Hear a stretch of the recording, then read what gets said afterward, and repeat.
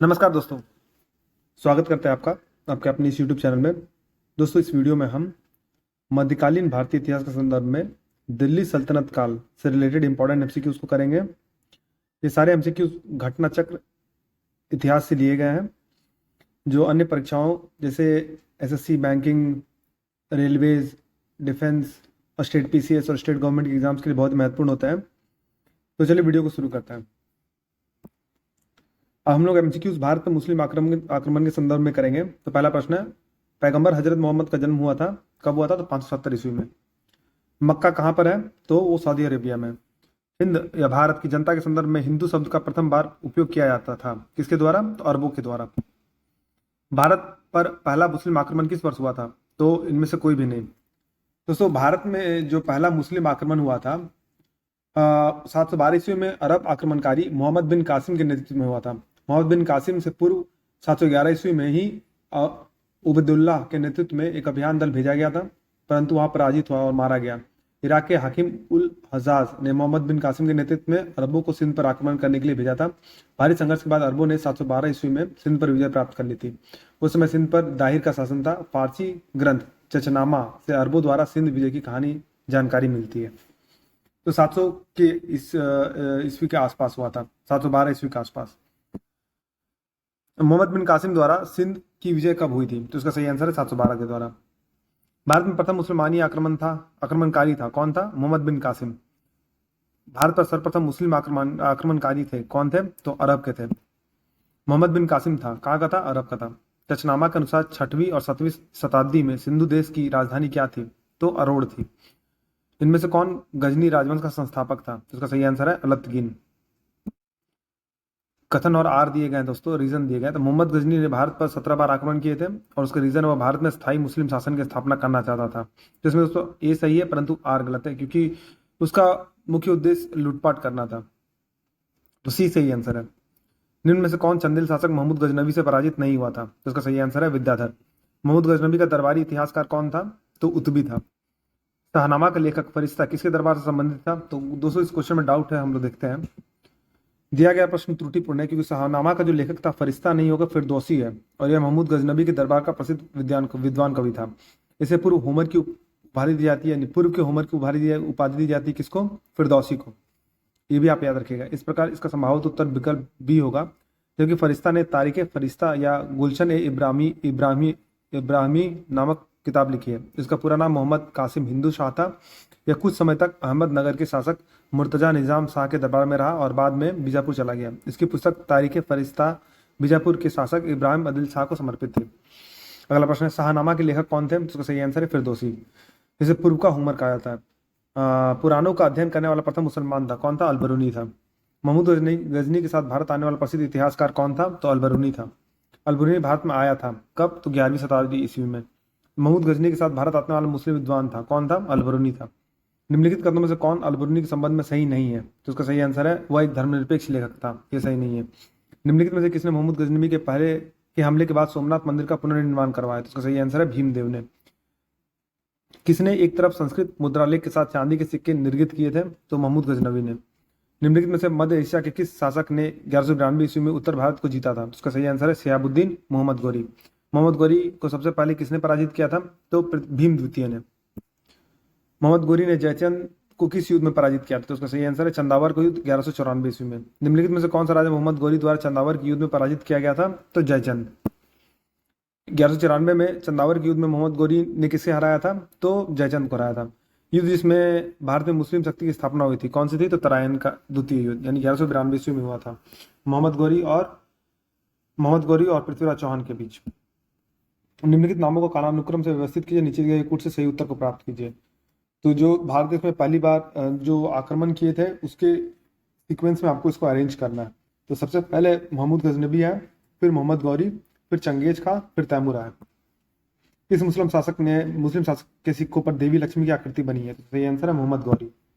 भारत में मोहम्मद गौरी ने किसको सर्वप्रथम अख्ता प्रदान किया था? तो इसका सही आंसर है कुतुबुद्दीन ऐबक को। मोहम्मद गौरी के किस दास ने बंगाल एवं बिहार पर विजय प्राप्त की थी? तो वो कौन है? बख्तियार खिलजी।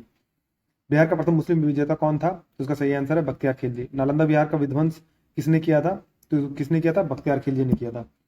नीचे दो कथन दिए गए दोस्तों। कथन ए है भारत पर तुर्की आक्रमण सफल हुए और रीजन है उत्तर भारत में राजनीतिक एकता नहीं थी। तो ए और आर दोनों सही है और आर एक ही सही व्याख्या करती है। रेशम बुनकरों की श्रेणी की जानकारी निम्नलिखित में से किस शिलालेख से मिलती है? तो इसका सही आंसर है दसपुर शिलालेख से। अब हम लोग दिल्ली सल्तनत में गुलाम वंश के बारे में कुछ इंपॉर्टेंट एमसीक्यूज करेंगे। गुलाम वंश का संस्थापक कौन था? तो गुलाम वंश का संस्थापक था कुतुबुद्दीन ऐबक। गुलाम वंश का प्रथम शासक कौन था? तो कुतुबुद्दीन ऐबक था। दिल्ली सल्तनत का कौन सा सुल्तान लाख बख्श के नाम से जाना जाता था? तो इसका सही आंसर है कुतुबुद्दीन ऐबक। 2.5 दिन का झोपड़ा क्या है? तो इसका सही आंसर है मस्जिद। कुतुल इस्लाम मस्जिद तथा 2.5 दिन के झोपड़ा क्रमशः स्थित है, कहाँ स्थित है? तो दिल्ली एवं अजमेर में। यानी कुतुल इस्लाम मस्जिद जो है दिल्ली में है और 2.5 दिन का झोपड़ा जो है वो अजमेर में है। निम्नलिखित में से किसने प्रसिद्ध कुतुब मीनार के निर्माण में योगदान नहीं दिया था? तो इसका सही आंसर है गयासुद्दीन तुगलक। जबकि कुतुबुद्दीन ऐबक, इल्तुतमिश और फिरोज शाह तुगलक ने दिया था। कुतुबुद्दीन ऐबक की राजधानी थी कौन सी थी? लाहौर। सुल्तान कुतुबुद्दीन ऐबक की मृत्यु कैसी हुई थी? तो चौगान की क्रीड़ा के दौरान अश्व से गिरने के पश्चात उनकी मृत्यु हुई थी, यानी घोड़े से गिरने के पश्चात। निम्नलिखित में से किसने दिल्ली को सल्तनत की राजधानी के रूप में स्थापित किया था? तो सही आंसर है इल्तुतमिश। दिल्ली का वह प्रथम सुल्तान कौन था जिसने नियमित सिक्के जारी किए तथा दिल्ली को अपने साम्राज्य की राजधानी घोषित किया था? तो सही आंसर है इल्तुतमिश। निम्नलिखित में से कौन सी इल्तुतमिश के राज्यकाल में सल्तनत की राजधानी थी? तो इसका सही आंसर है दिल्ली। सल्तनत के निम्नलिखित सुल्तानों में से किसने सर्वप्रथम अपनी राजधानी दिल्ली स्थानांतरित की थी? तो इसका सही आंसर है इल्तुतमिश ने। दिल्ली का प्रथम मुस्लिम शासक कौन था? तो इल्तुतमिश था। गुलाम को गुलाम किसे कहा गया था? तो इल्तुतमिश को कहा गया था। निम्नलिखित में से कौन मध्यकालीन भारत की प्रथम महिला शासिका थी? तो इसका सही आंसर है रजिया सुल्तान। मंगोल आक्रमणकारी चंगेज खां भारत की उत्तर पश्चिम सीमा पर निम्न में से किसके काल में आया था? तो इल्तुतमिश के काल में आया था। दिल्ली का कौन सा सुल्तान मंगोल नेता चंगेज खां का समकालीन था? तो इसका सही आंसर है इल्तुतमिश। किसके शासनकाल में मंगोल प्रथम बार सिंधु के तट पर देखे गए थे? तो इल्तुतमिश के शासनकाल में। चंगेज खां के अधीन मंगोलों ने भारत पर आक्रमण किया था, कब किया था? तो इल्तुतमिश के शासनकाल में। चंगेज खां का मूल नाम क्या था? तो तेमुचिन था। निम्नलिखित कथनों पर विचार कीजिए। इल्तुतमिश के शासनकाल में चंगेज खान भगोड़े ख्वाजर युवराज की खोज में सिंधु नदी तक पहुंचा था और मोहम्मद बिन तुगलक के शासनकाल में तैमूर ने मुल्तान पर अधिकार किया तथा सिंधु नदी पार की थी। और विजयनगर साम्राज्य के देवराय द्वितीय के शासनकाल में वास्को द गामा केरल के तट पर पहुंचा था। तो इसमें कौन सा कथन सही है? तो केवल पहला कथन सही है दोस्तों। हम लोग पहला कथन देखते हैं, यानी इल्तुतमिश के शासनकाल में चंगेज खान भगोड़े ख्वारिज्म युवराज की खोज में सिंधु नदी तक पहुंचा था। तो ये स्टेटमेंट सही है। इल्तुतमिश ने बिहार में अपना प्रथम सूबेदार नियुक्त किया था, किसे नियुक्त किया था? तो मलिक जानी को। रजिया बेगम को सत्ताच्युत करने में किसका हाथ था? तो तुर्कों का। दिल्ली के सुल्तान बलबन का पूरा नाम क्या था? तो बलबन का पूरा नाम था गयासुद्दीन बलबन। दिल्ली के किस सुल्तान के विषय में कहा गया था उसने रक्त और लौह यानी ब्लड एंड आयरन की पॉलिसी अपनाई थी या नीति अपनाई थी? तो उसका सही आंसर है बलबन। किस दिल्ली सुल्तान ने रक्त एवं लौह की नीति अपनाई? तो हमने देखा बलबन। नीचे दो वक्तव्य दिए गए हैं दोस्तों। तो पहला क्या गया? बलबन ने अपने शासन को शक्तिशाली बनाया और सारी सत्ता अपने हाथ में केंद्रित कर ली। वो उत्तर पश्चिम सीमा को मंगोल आक्रमण से सुरक्षित करना चाहता था। तो इसमें कौन सा सही है? तो ए और आर दोनों सही है, किंतु ए की समुचित व्याख्या आर नहीं है। अपनी शक्ति को समेकित करने के बाद बलबन ने भव्य उपाधि धारण की थी, किसकी? तो जिले लाही की जो उपाधि है वो धारण की थी। अगला प्रश्न है, वो प्रथम मुस्लिम शासक कौन था जिसने शासन के सिद्धांत थ्योरी ऑफ किंगशिप को राजाओं के ईश्वरीय अधिकार सिद्धांत या थ्योरी ऑफ डिवाइन राइट के समान प्रतिपादित किया था? तो इसका सही आंसर है बलबन। निम्नलिखित में से किसने भारत के प्रसिद्ध फारसी त्योहार नौरोज को आरंभ करवाया था? तो इसका सही आंसर है बलबन। निम्नलिखित में से कौन सा कथन बलबन के संबंध में सही नहीं है? तो उसने इक्तादारी व्यवस्था प्रारंभ की थी। तो इक्तादारी व्यवस्था उसने नहीं, इल्तुतमिश ने प्रारंभ की थी। निम्नलिखित सुल्तानों में से किसने गढ़ मुक्तेश्वर की मस्जिद की दीवारों पर अपने शिलालेख को स्वयं को खलीफा का सहायक बताया? तो इसका सही आंसर है बलबन।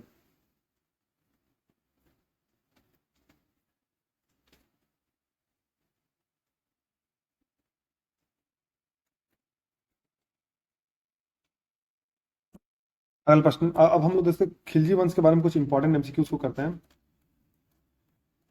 तो चलिए एमसीक्यूज को देखते हैं। पहला प्रश्न है, कौन सा सुल्तान नया धर्म चलाना चाहता था किंतु उलेमा लोगों ने विरोध किया था? इसका सही आंसर है अलाउद्दीन खिलजी ने। दिल्ली के सुल्तान को सिकंदर सानी की मनोपाधि धारण की थी? तो इसका सही आंसर है अलाउद्दीन खिलजी। अलाउद्दीन खिलजी के प्रसिद्ध सेनापतियों में से किसकी मंगोलों के विरुद्ध लड़ते हुए मृत्यु हुई थी? तो इसका सही आंसर है जफर खान। रानी पद्मिनी का नाम अलाउद्दीन की चित्तौड़ विजय से जोड़ा जाता है, उसके पति का नाम क्या है? तो इसका सही आंसर है राणा रतन सिंह। कथन ए और कथन आर है दोस्तों। कथन ए है, अलाउद्दीन के दक्षिणी अभियान के धन प्राप्ति के अभियान थे, ये दक्षिणी राज्यों के कब्जे में करना चाहता था। तो सी यानी ए सही है, परंतु आर गलत है दोस्तों। आइए इसके बारे में कुछ जानते हैं। डॉक्टर एस ए लाल ने लिखा था कि धन के लालच और गौरव की लालसा ने अलाउद्दीन को भी दक्षिण के सभी राज्यों पर एक के बाद एक आक्रमण करने की प्रेरणा दी थी। दक्षिण भारत के इन राज्यों पर आक्रमण करने को अलाउद्दीन का उद्देश्य धन और विजय की लालसा थी। उनकी आंतरिक नीति में हस्तक्षेप नहीं था, वह इन दक्षिणी राज्यों को अपने कब्जे में नहीं करना चाहता था। तो ये सही था है और आर गलत है। अलाउद्दीन खिलजी के आक्रमण के समय देवगिरी का शासक कौन था? तो इसका सही आंसर है रामचंद्र देव। सूची को सूची 2 के साथ सुमेलित करना है दोस्तों, और दिए गए कूट से सही को मैच करना है। तो इसमें रणथंभौर जो होगा वो हमीर देव से रिलेटेड है। जो चित्तौड़ है वो राणा रतन सिंह से रिलेटेड है। जो देवगिरी है राजा राय रामचंद्र से रिलेटेड है। गुजरात जो है कर्णदेव से रिलेटेड है। तो हम लोग इसको मैच करते हैं। तो इसके हिसाब से डी ऑप्शन सही हो जाएगा। अगला प्रश्न, नीचे दिए गए मानचित्र पर ध्यान देना दोस्तों। मानचित्र में निर्दिष्ट मार्ग का अनुसरण अपने सैन्य अभियानों में किसने किया था? तो इसका सही आंसर है मलिक काफूर। किस सुल्तान के काल में खालिसा भूमि अधिक पैमाने पर विकसित हुई थी? इसका सही आंसर है अलाउद्दीन खिलजी। किस सुल्तान के बारे में कहा जाता था कि उसने भूमि कर को उत्पादन के 50% तक कर दिया था? तो इसका सही आंसर है अलाउद्दीन खिलजी और मोहम्मद बिन तुगलक दोनों ने किया था। सुल्तान जिसने बढ़ाकर भू राजस्व की उपज 50% कर दिया था वो कौन था? तो मोहम्मद बिन तुगलक और अलाउद्दीन खिलजी दोनों था। किस सुल्तान ने जमीन में फसल की नपाई का आधा राजस्व के रूप में दावा किया था? इसका सही आंसर है अलाउद्दीन खिलजी। निम्न कथनों पर विचार कीजिए जो अलाउद्दीन खिलजी से संबंधित है। उसने कृषि जमीनों की पैमाइश के बाद जमीन की मालगुजारी वसूल की थी। उसने लगान व्यवस्था को अपनी पूरी सल्तनत में लागू किया था। उसने प्रांतों के गवर्नरों के अधिकार को समाप्त किया था।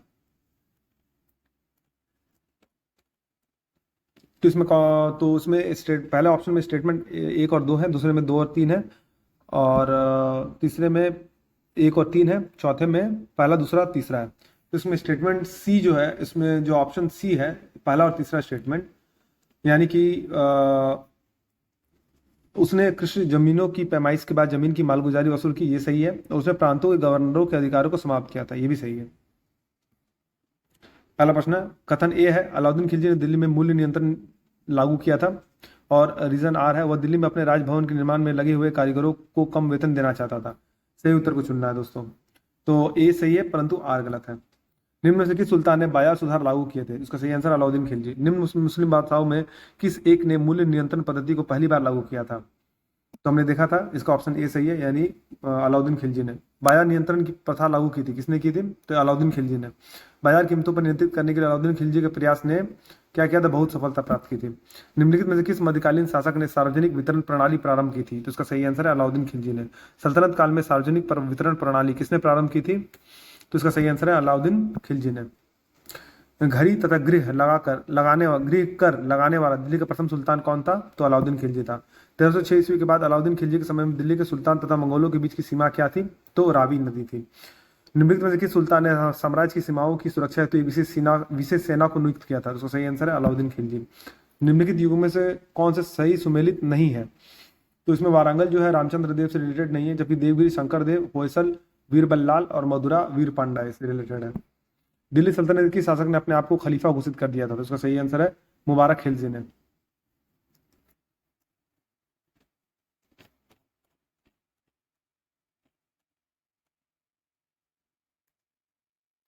अब हम लोग तुगलक वंश के बारे में कुछ इंपॉर्टेंट एमसीक्यूज को कहते हैं। दोस्तों वंश के कार्यकाल में हमें याद रखना पड़ेगा उसका सीक्वेंस। तो गुलाम पहले आए, फिर खिलजी आए, फिर तुगलक आए, फिर सैयद आए, फिर लोधी आए। इसको हम लोग एक एक करके देखेंगे। तो अभी हम लोग तुगलक वंश के बारे में कुछ इंपॉर्टेंट एमसीक्यूज को देखते हैं। अलाउद्दीन खिलजी के निम्न सेनाध्यक्षों में से कौन सा तुगलक वंश का प्रथम सुल्तान बना? तो सही आंसर है गाजी मलिक, जिसका नाम था गयासुद्दीन तुगलक, जिसने तुगलक वंश की स्थापना की थी। गाजी मलिक किस वंश का संस्थापक था? तो तुगलक वंश का। कृषि को समुन्नत करने के लिए नहर खुदवाने के संदर्भ में 13वीं शताब्दी का निम्नलिखित में से पहला शासक होने का श्रेय किसे दिया जाता है? तो गयासुद्दीन तुगलक को। किस वंश के सुल्तानों ने सबसे अधिक समय तक देश में राज किया था? तो सही आंसर तुगलक वंश। दिल्ली सल्तनत का सर्वाधिक विद्वान शासक जो खगोल शास्त्र, गणित एवं आयुर्विज्ञान सहित अनेक विद्याओं में माहिर था, वो कौन था? मोहम्मद बिन तुगलक। अमीर कोही का न्याय विभाग किस सुल्तान द्वारा शुरू किया गया था? तो मोहम्मद बिन तुगलक के द्वारा। दिल्ली के किस सुल्तान ने एक पृथक कृषि विभाग की स्थापना की तथा फसल चक्र की योजना बनाई थी? तो उसका सही आंसर है मोहम्मद बिन तुगलक। दीवानी कोही किससे संबंधित है? तो मोहम्मद तुगलक से संबंधित। मोहम्मद बिन तुगलक अपनी राजधानी दिल्ली से कहाँ ले गया? तो दौलताबाद ले गया। दिल्ली से दौलताबाद राजधानी के स्थानांतरण का आदेश दिया था किसने? तो हमने देखा मोहम्मद बिन तुगलक ने। भारत में सर्वप्रथम सांकेतिक मुद्रा का प्रचलन किया था, किसने किया था सांकेतिक मुद्रा का? तो मोहम्मद बिन तुगलक, जिसे टोकन करेंसी भी बोलते हैं दोस्तों। निम्नलिखित में से कौन सा पहला सुल्तान था जिसने भारत में सांकेतिक मुद्रा का प्रचलन किया था? तो मोहम्मद बिन तुगलक। जब उसने राजत्व यानी किंगसिंग प्राप्त किया तो वो शरीयत और के नियमों और आदेशों से पूर्णतः स्वतंत्र था। बर्नी ने यह कथन किस सुल्तान के लिए किया था? तो इसका सही आंसर है मोहम्मद तुगलक। कथन ए है, मोहम्मद बिन तुगलक ने एक नया स्वर्ण सिक्का जारी किया जो इब्न बतूता द्वारा दिनार कहलाया गया। और रीजन आर है, मोहम्मद बिन तुगलक पश्चिमी एशियाई तथा उत्तरी अफ्रीकी देशों के साथ व्यापार में अभिवृद्धि के लिए स्वर्ण सिक्कों की टोकन मुद्रा जारी करना चाहता था। तो दोस्तों इसमें ए सही है परंतु आर गलत है। निम्नलिखित कथनों पर विचार कीजिए। मोहम्मद तुगलक की प्रतीक मुद्रा योजना असफल सिद्ध हुई थी। मोहम्मद बिन तुगलक का मुद्रा निर्गमन पर उचित नियंत्रण नहीं था।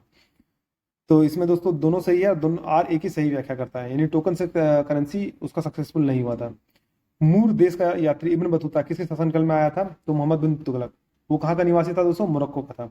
मध्यकालीन यात्री एवं लेखक इब्न बतूता किस देश का निवासी था? तो हमने देखा अभी मोरक्को का। इब्न बतूता भारत में किसके शासनकाल में आया था? तो मोहम्मद बिन तुगलक। किसने सल्तनत काल में डाक व्यवस्था का विस्तृत विवरण दिया था? तो इसका सही आंसर है इब्न बतूता। कश्मीर घाटी में अंतिम मुस्लिम शासक यूसुफ शाह चक, जिन्हें मुगल सम्राट अकबर द्वारा बिहार में निर्वासित किया गया था, दफन है कहाँ पर? दफन है तो नालंदा में।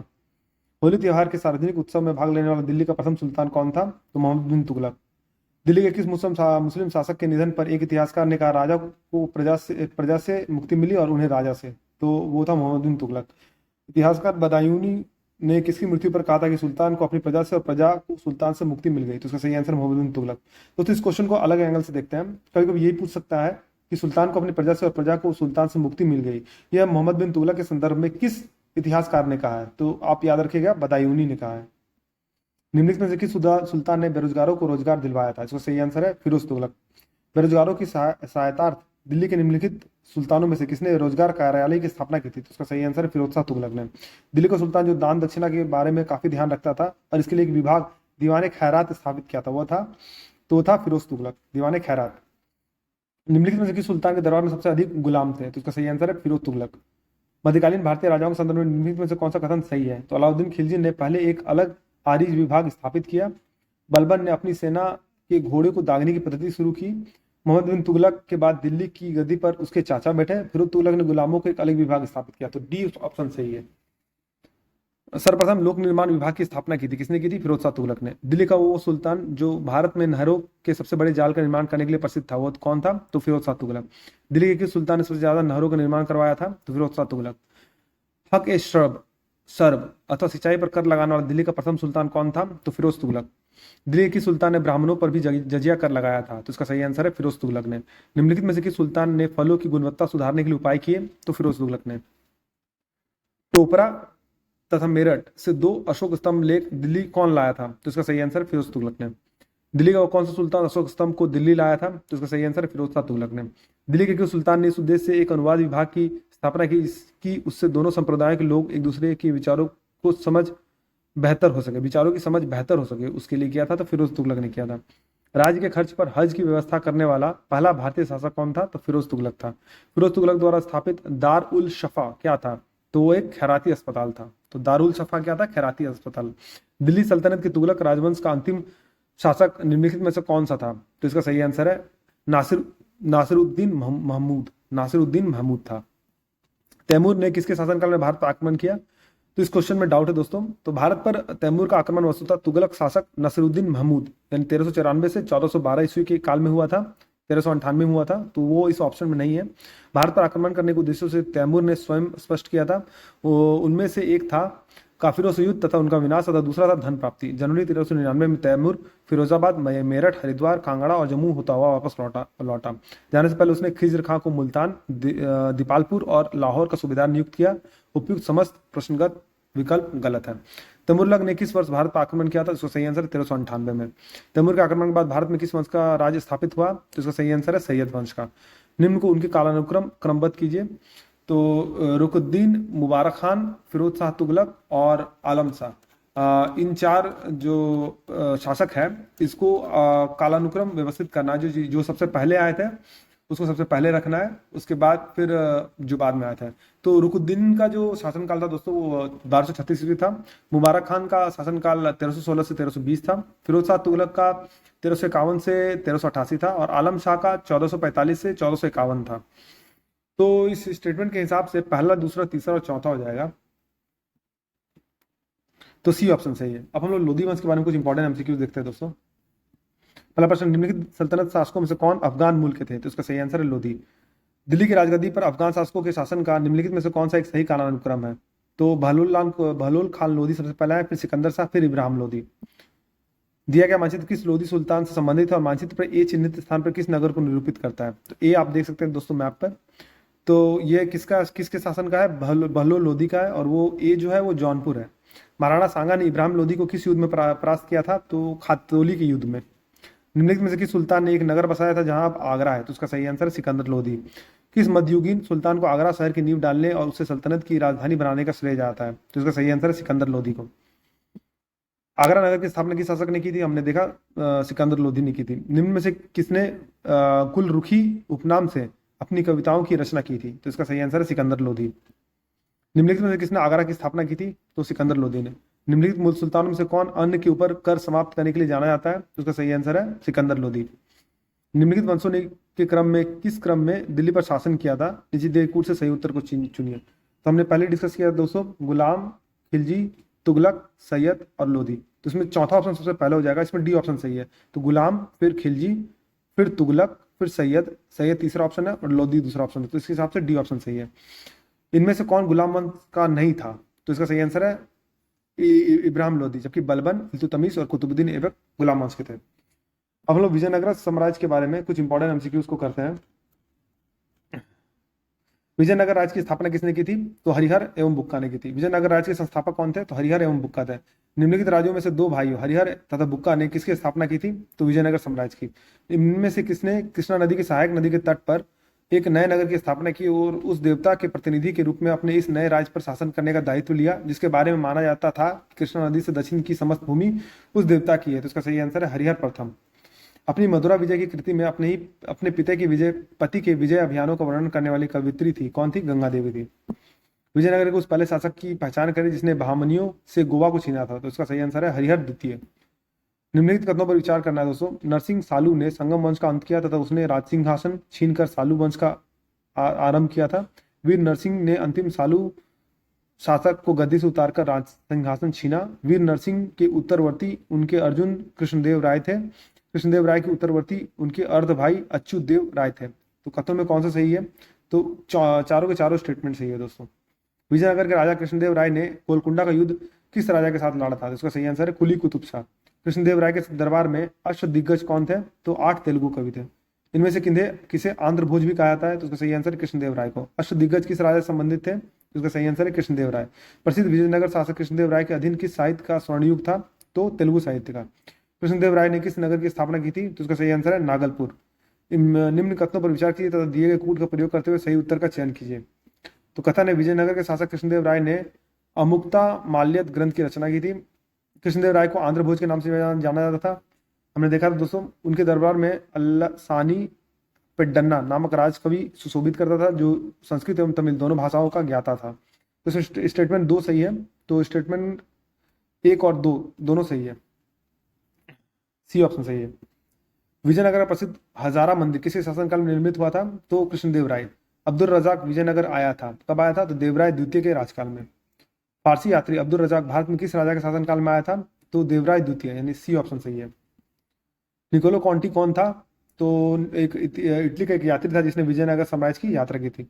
पुर्तगाली लेखक नूनीज के अनुसार विजयनगर साम्राज्य में महिलाएं निम्नलिखित में से किन क्षेत्रों में निपुण थी? तो इसका सही आंसर है चारों के चारों क्षेत्रों में, यानी कि कुश्ती, ज्योतिष शास्त्र, लेखाकरण और भविष्यवाणी। तो डी ऑप्शन सही है। निम्नलिखित में से कौन महाभारत के तेलुगु अनुवादों के लिए विख्यात है? तो इसका सही आंसर है नन्यन और टिक्कन, ये विख्यात है। सी ऑप्शन सही है। वैदिक ग्रंथों के भाष्यकार सायण को आश्रय प्राप्त था, क्या आश्रय प्राप्त था? विजयनगर राजाओं का। वैदिक ग्रंथों के प्रसिद्ध भाष्यकार सायण निम्न में से किस एक काल में सक्रिय थे? तो इसका सही आंसर है विजयनगर का राज्यकाल में। निम्नांकित में से किसके राज्यारोहण को अब तक 500 वर्ष गुजर गए हैं? तो इसका सही आंसर है कृष्णदेव राय। 1565 में कौन सा प्रसिद्ध युद्ध हुआ था? तो तालीकोटा का युद्ध हुआ था दोस्तों। 1565 में कौन सा प्रसिद्ध युद्ध हुआ था? तो तालीकोटा का युद्ध हुआ था दोस्तों।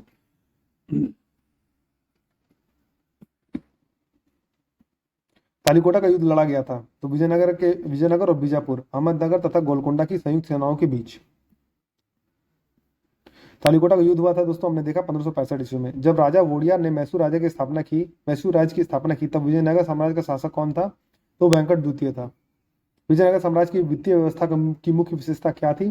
तो भू राजस्व की। विजयनगर के शासक कृष्णदेव की कराधान व्यवस्था से संबंधित निम्नलिखित कथनों पर विचार कीजिए। भूमि की गुणवत्ता के आधार पर भू राजस्व की दर नियत होती थी। कारखानों के निजी स्वामी एक औद्योगिक कर देते थे।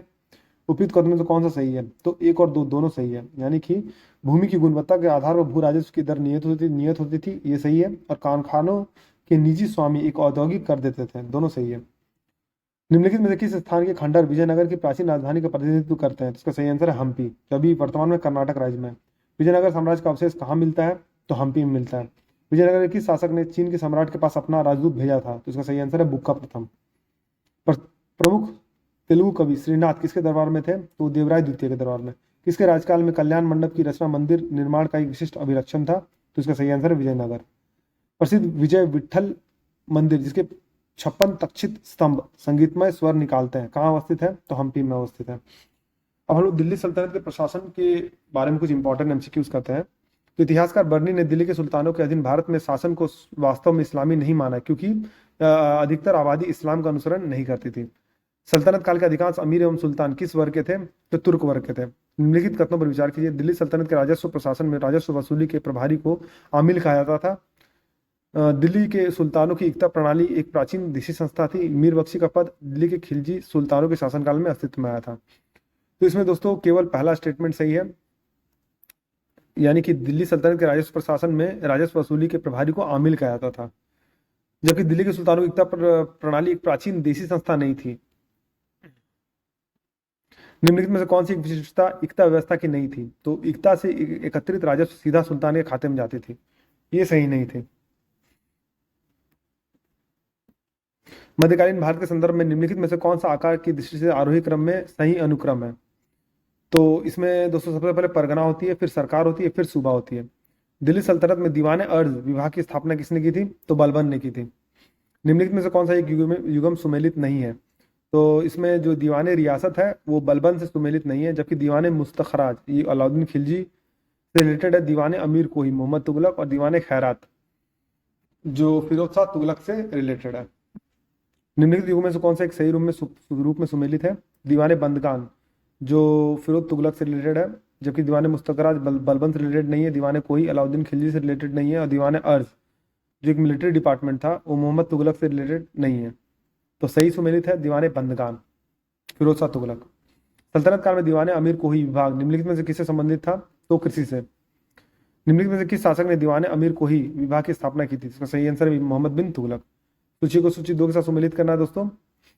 तो दीवाने जो रिसालत होता है दोस्तों वो धार्मिक मुद्दों से संबंधित होता है, तो बी का पहला ऑप्शन सही होगा। तो इसमें से ये जब ए ऑप्शन ये एलिमिनेट हो गया, दीवाने इंसा जो होता है वो सरकारी पत्र व्यवहार से संबंधित है, तो सी का दूसरा ऑप्शन हो जाएगा। तो इसमें ए ऑप्शन में ये नहीं है। दीवाने अर्ज जो है सेना विभाग से संबंधित था, और दीवाने वजारत है जो वित्तीय मामलात से संबंधित था। तो हम लोग ऑप्शंस को देखते हैं, तो हम इसके हिसाब से ए का चौथा ऑप्शन होना चाहिए और बी का पहला ऑप्शन होना चाहिए। देखते हैं ये किस में है। तो ए का चौथा, बी का पहला ऑप्शन डी में है, तो डी से आप एलिमिनेट कर सकते हैं। दीवाने अर्ज विभाग संबंधित था, किससे संबंधित था? रक्षा विभाग से। निम्नलिखित में से किस राजवंश के अंतर्गत वजारत का चरमोत्कर्ष हुआ? इसका सही आंसर तुगलक। मध्यकाल की सरकार एक समग्र संरचना थी, ये विलय थी किसका?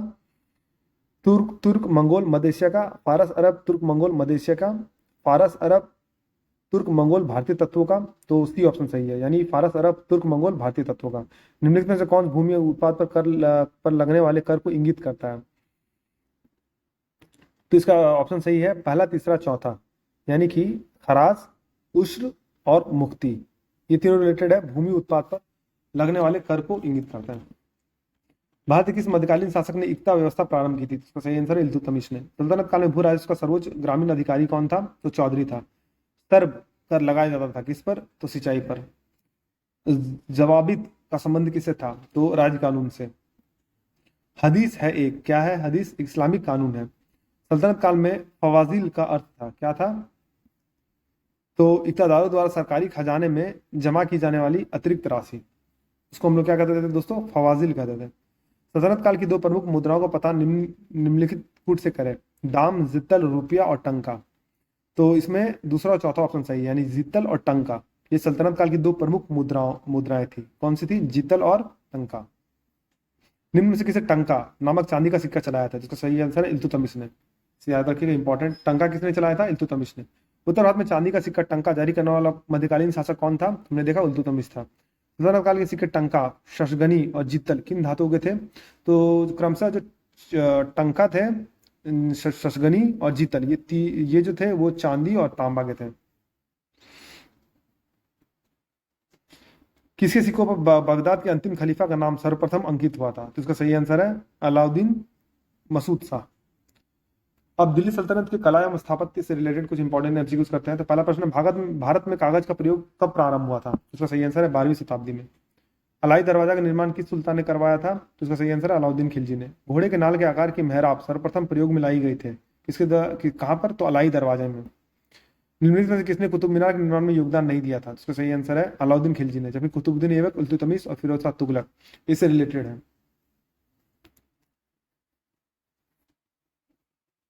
दोस्तों इस क्वेश्चन में एक इंपॉर्टेंट फैक्ट है, जो कुतुब मीनार है उसका जो निर्माण है, बहुत ज्यादा कंफ्यूजन का विषय है कि जो कुतुब मीनार का जो नामकरण है वो कुतुबुद्दीन ऐबक के नाम पर किया गया था, जबकि ये सही नहीं है।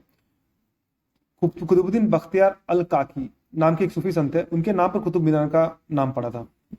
निम्न में से किस सुल्तान ने कुतुब मीनार की 5वीं मंजिल का निर्माण करवाया था? इसका सही आंसर है फिरोज शाह तुगलक। भारत में प्रथम मकबरा जो शुद्ध इस्लामी शैली से निर्मित हुआ था वो कौन है? बलबन का मकबरा। प्रथम वास्तविक मेहराब की सल्तनत कालीन स्मारक में दृश्यातीत है, तो इसका सही आंसर है बलबन का मकबरा। निम्नलिखित पर विचार कीजिए।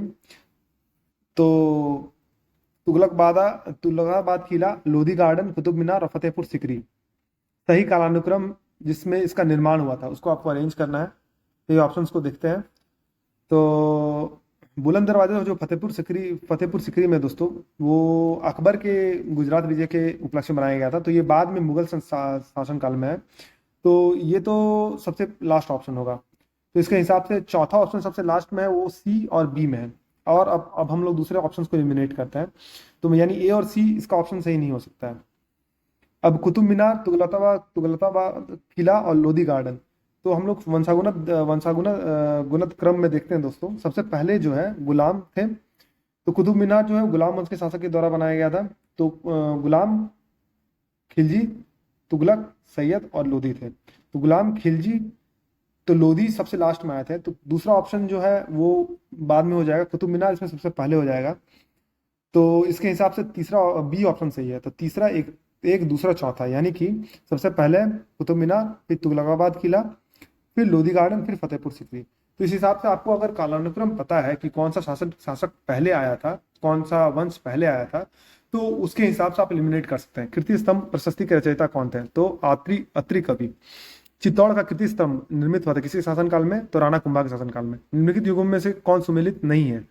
तो अजमेर, कुवतुल इस्लाम, ये सुमेलित नहीं है। जौनपुर अटाला मस्जिद से सुमेलित है। गुलबर्गा जामा मस्जिद से सुमेलित है। और मालवा जो है वो जहाज महल से सुमेलित है। सुमेलित करना है। वास्तुशैली और संबंध राजवंश थे। तो मेहराब की निचली सतह पर कमल कली की झालर, अष्टभुज मकबरों का उदय, स्तंभों की बोदी गोई का प्रयोग, झुकी हुई दीवारों के साथ विशाल मुख्य द्वार। तो दोस्तों इसमें ए ऑप्शन सही है, यानी कि जो पहला ऑप्शन है मेहराब की निचली सतह पर कमल कली की झालर, इसकी स्थापना खिलजी वंश के शासनकाल में देखी जा सकती है। और अष्टभुजी मकबरों का जो उदय है वो तुगलक वंश में देखी जा सकती है। स्तंभों की बोदी गोई का प्रयोग ये विजयनगर के साम्राज्य में था। और झुकी हुई दीवारों के साथ विशाल मुख्य द्वार ये शर्की वंश के शासनकाल में था। तो ये ऑप्शन सही है। हम लोग दिल्ली सल्तनत के साहित्य के बारे में कुछ इंपॉर्टेंट एमसीक्यूज करेंगे। तो किताबुल हिंद के रचना के प्रसिद्ध लेखक का नाम क्या है? तो इसका सही आंसर है अलबरूनी। अमीर खुसरो का जन्म हुआ था कहाँ पर हुआ था? तो एटा में। तूती हिंद अमीर खुसरो का जन्म कहाँ हुआ था? तो पाटियाली में। निम्नलिखित में से किसने स्वयं को हिंदुस्तान का तोता कहा था? तो उसका सही आंसर है अमीर खुसरो। अमीर खुसरो ने किसके विकास में अग्रगामी की भूमिका निभाई थी? तो उसका सही आंसर है खड़ी बोली। निम्नलिखित में से किसने दिल्ली के 7 सुल्तानों का शासनकाल देखा था? तो दोस्तों इसमें दोनों ऑप्शन सही है, यानी कि अमीर खुसरो और शेख निजामुद्दीन औलिया दोनों सही है। तो इसमें क्वेश्चन में डाउट है, दोनों ने 7 या अधिक सुल्तानों का शासनकाल देखा था। तो अगर दोनों ऑप्शन किसी क्वेश्चन में है तो दोनों का दोनों सही होंगे। एक ऑप्शन दोनों में सही है तो कोई एक ऑप्शन सही होंगे। प्रसिद्ध कवि अमीर खुसरो निम्नलिखित में से किस बादशाह के दरबार से संबंधित था? तो इसका सही आंसर है गयासुद्दीन बलबन। प्रसिद्ध कवि अमीर खुसरो के दरबार में रहते, किसके दरबार में? तो अलाउद्दीन खिलजी के दरबार में। अमीर खुसरो किसका दरबारी कवि था? तो अलाउद्दीन खिलजी का। निम्नलिखित कथनों पर विचार कीजिए। हिंदू देवी देवताओं तथा मुस्लिम संतों की प्रशंसा में रचित गीतों की ग्रंथ का संग्रह एक किताब ए नौरस इब्राहिम आदिल शाह द्वितीय द्वारा लिखा गया था। भारत में कव्वाली से जाने जाने वाली संगीत शैली के प्रारंभिक रूप से आरंभकर्ता अमीर खुसरो थे। तो कौन सा स्टेटमेंट सही है? तो दोनों, पहला और दूसरा, यानी कि हिंदू देवी देवताओं तथा मुस्लिम संतों की प्रशंसा में रचित गीतों का संग्रह किताब ए नौरस इब्राहिम आदिल शाह द्वितीय द्वारा लिखा गया था। और भारत में कव्वाली से जाने जाने वाली संगीत शैली के प्रारंभिक रूप के आरंभकर्ता अमीर खुसरो थे। दोनों स्टेटमेंट सही है। तबाकत नसीरी के लेखक कौन थे? तो मिनहाज उस सिराज। निम्नलिखित ग्रंथों पर विचार कीजिए, उनके कालानुक्रम को व्यवस्थित कीजिए। तो दोस्तों सबसे पहले इसमें आए किताबुल हिंद जो अलबरूनी ने लिखा था, फिर पृथ्वीराज रासो जो चंद्रबरदाई ने लिखा था, फिर तबाकत नसीरी जो मिलाल उस सिनार ने लिखा था, फिर आया फतवाए जहांगीरी पहला। तो इसमें डी ऑप्शन सही है। निम्न भाषाओं में से किस भाषा को दिल्ली सुल्तानों ने संरक्षण प्रदान किया था? तो इसका सही आंसर है फारसी। अपभ्रंश शब्द का प्रयोग मध्यकालीन संस्कृत ग्रंथों में होता था। तो किसमें? तो कुछ आधुनिक भारतीय भाषाओं के आरंभिक रूपों को इंगित करने के लिए। सूची को सूची 2 के साथ सुमेलित करना है दोस्तों, और उत्तर से सही कूट का चयन करना है। तो डायरेक्ट हम लोग इसका आंसर देखते हैं। तो जो पहला ऑप्शन है, यानी कि जियाउद्दीन बरीनी, उसके द्वारा जो लिखा गया बुक है वो है तारीख फिरोज शाही। जो बी ऑप्शन है हसन निज़ामी, उनके जो जो लिखा गया किताब है वो है ताजुल मासिर। मिनहाज उस सिराज हम लोग जानते हैं, तबाकत नासिरी हमने पहले भी देखा। तो सी का दूसरा ऑप्शन। तो आप इसे डायरेक्टली एलिमिनेट कर सकते हैं। तो मिनहाज उस सिराज से तबाकत नासिरी से आप एलिमिनेट कर सकते हैं। और याहिया बिन अहमद वो जो है तारीख मुबारक शाही। तो आप इसे याद रखिएगा। सूची को सूची 2 के साथ सम्मिलित करना है दोस्तों। तो हम लोग डायरेक्ट इसका आंसर देखते हैं। तो इसका आंसर है ए का दूसरा, यानी ताजुल मासिर वो हसन निज़ामी। खजाइन उल फतू ये जो है दोस्तों ये आमिर खुसरो के द्वारा लिखी गई है। तारीख मुबारक शाही ये याहिना बिन अहमद सरहिंदी के द्वारा लिखी गई है। फतवाए जहांगीरी ये जो है वो ज़ियाउद्दीन बरनी के द्वारा लिखी गई है। तो डी का पहला ऑप्शन होगा। निम्नलिखित में से किसने तारीख फिरोज शाही के रचनाकार कौन है? तो शम्स ए सिराफ अफीफी और ज़ियाउद्दीन बरनी दोनों। सूची को सूची 2 के साथ सुमेलित करना है दोस्तों। तो तबाकत नासिरी जो है वो मिनहाज ने लिखा था। तो इसके हिसाब से डी का दूसरा ऑप्शन सही होगा। तो डी का जो दूसरा ऑप्शन है केवल सी में है, तो आप इसे एलिमिनेट कर सकते हैं। बाकी ऑप्शंस को देखते हैं। तारीख हिंद जो है उसके रचनाकार थे अलबरूनी। तारीख दिल्ली के रचनाकार थे खुसरो, आमिर खुसरो।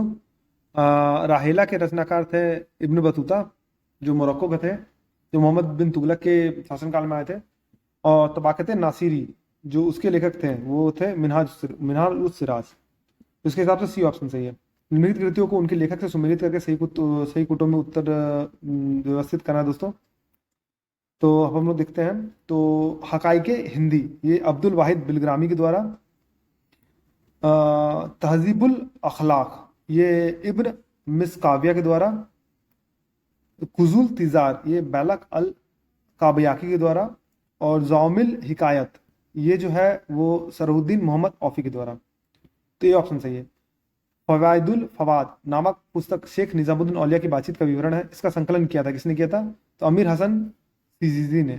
निम्नलिखित में से किस संगीत वाद्य को हिंदू मुस्लिम गान वाद्यों का सबसे श्रेष्ठ मिश्रण माना गया? तो उसका सही आंसर है सितार को। संगीत यंत्र तबला का प्रचलन किया था, किसने किया था? अमीर खुसरो ने। निम्नलिखित में से कौन सा राजपूत राजा संगीत पर एक पुस्तक के लेखक के रूप में जाना जाता है? तो इसका सही आंसर है राणा कुंभा। कौन सा युगम सुमेलित है? सही सुमेलित है दोस्तों। तो पुंडरीक विठल जो है रागमाला संगीत से रिलेटेड है। सूची एक को सूची 2 से सुमेलित करना है। तो रागमाला है वो पुंडरीक विठल जो हमने पहले क्वेश्चन में देखा था। तो ए का तीसरा ऑप्शन सही हो जाएगा। तो इसके हिसाब से ए ऑप्शन सही हो जाएगा। और बाकी ऑप्शंस को देखते हैं। बी का चौथा यानी कि रस कौमुदी को श्रीकंठ, राग विबोध सोमनाथ और चतुर्दंडी प्रकाशिका वो वेंकट रमन के द्वारा। दिल्ली का वह सुल्तान जिसने अपने संस्मरण लिखे थे वो कौन था? फिरोज तुगलक। अब दिल्ली सल्तनत के विविध प्रश्नों के बारे में जो मिक्स्ड पर्सन क्वेश्चंस है उसके बारे में हम लोग कुछ कुछ इंपॉर्टेंट एमसीक्यूज डिस्कस करते हैं।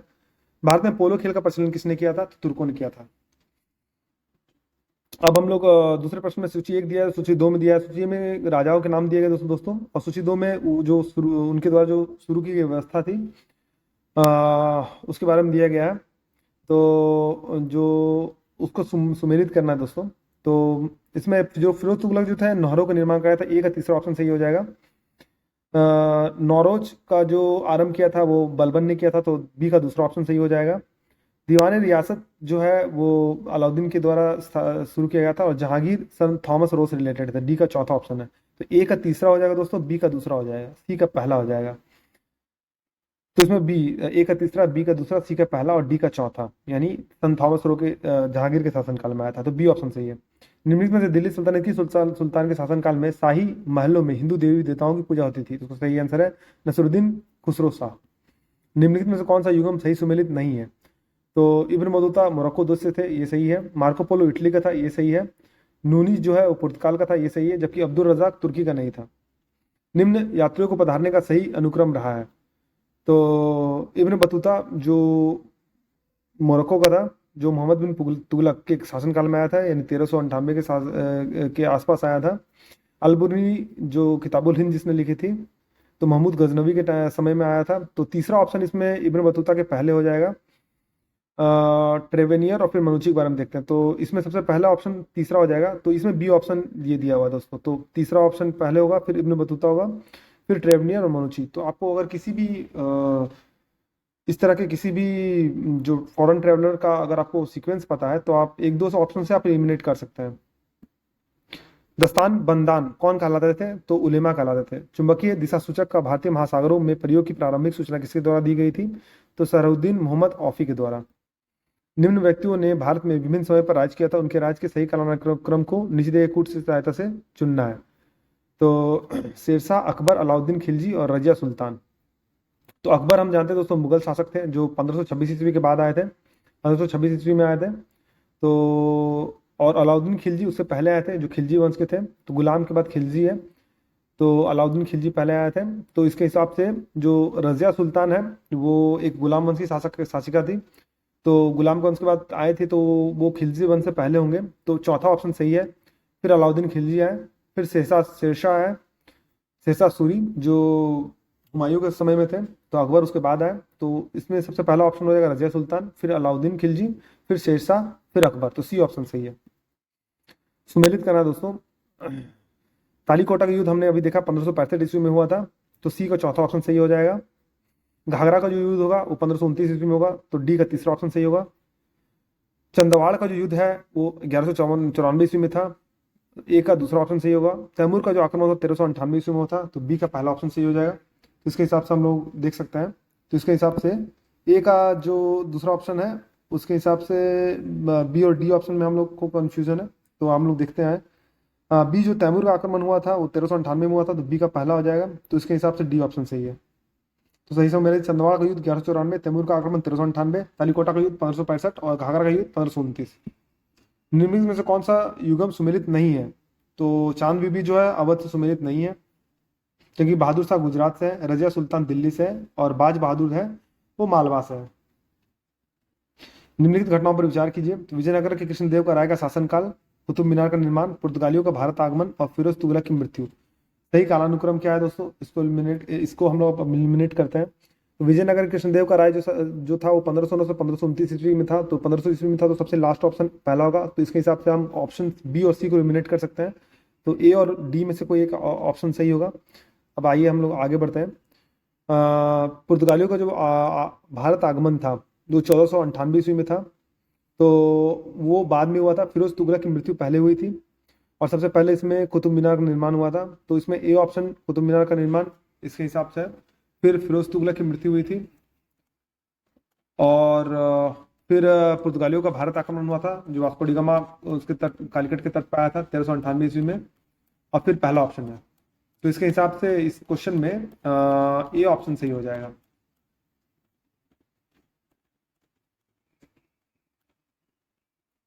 तो हम लोग देखते हैं कुतुब मीनार का निर्माण प्रारंभ ऐबक ने किया था, फिर इल्तुतमिश ने उसको आगे बनवाया था। फिर उसके बाद तुगलक की मृत्यु 1388 ईस्वी में हुई थी।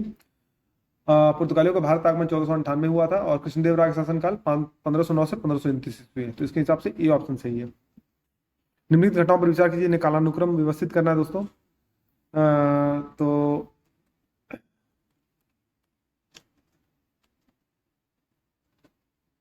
इसमें हम लोग देखते हैं, तो तराई का जो द्वितीय युद्ध हुआ था दोस्तों 1192 ईस्वी में हुआ था।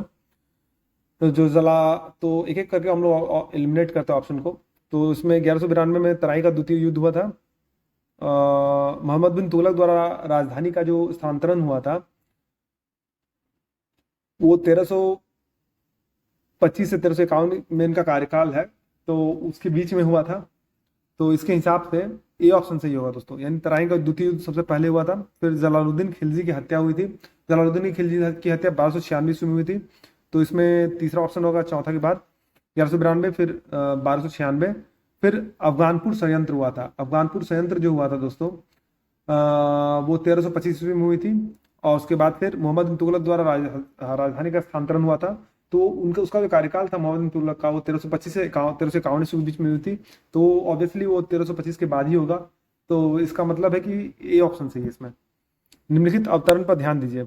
अपने लगभग 30 वर्ष के व्यापक यात्री जीवन में उसने पूर्वी गोलार्ध की विस्तृत भूभाग की यात्रा की और उस विशाल भूभाग को देखा जिसमें आज कोई 44 देश आते हैं और कुल मिलाकर लगभग 73,000 मील की दूरी चलकर पार की। पूर्व आधुनिक काल का संसार का सबसे बड़ा वह यात्री कौन था जिसका वर्णन ऊपर के रूप में अवतरण में है? तो इसका सही आंसर है इब्न बतूता। निम्न युगमों में से एक प्राचीन और मध्य युग के राजाओं का नाम, दूसरी ओर उनके विचलित ग्रंथ है, इनमें से कौन सा युगम सही सुमेलित है? तो महेंद्र वर्मन मत विलास प्रहसन इसके रचयिता थे। दिल्ली सल्तनत के किस विशाल वंश ने सबसे कम समय तक शासन किया था? जिसका सही आंसर है खिलजी। आइन उल मुल्क मुल्तानी इनमें से किस शासक के अधीन सेवा नहीं की थी? तो इसका सही आंसर है इल्तुतमिश। निम्नलिखित में से किस प्रथा की शुरुआत राजपूतों के समय में हुई थी? तो इसका सही आंसर है जोहर प्रथा। निम्नलिखित मध्यकालीन विद्वानों और लेखकों का कौन जैन धर्म का अनुयायी था? तो इसका सही आंसर है हेमचंद्र सूरी। सूची 1 सूची 2 से सुमेलित करना दोस्तों। तो पलासी का जो युद्ध हुआ था 1757 ईस्वी में हुआ था। ए का चौथा ऑप्शन होगा। पलासी का युद्ध दोस्तों अंग्रेजों के बीच में और नवाब सिराजुद्दौला के बीच में हुआ था। इसमें मिर्ज जाफर ने धोखा दिया था।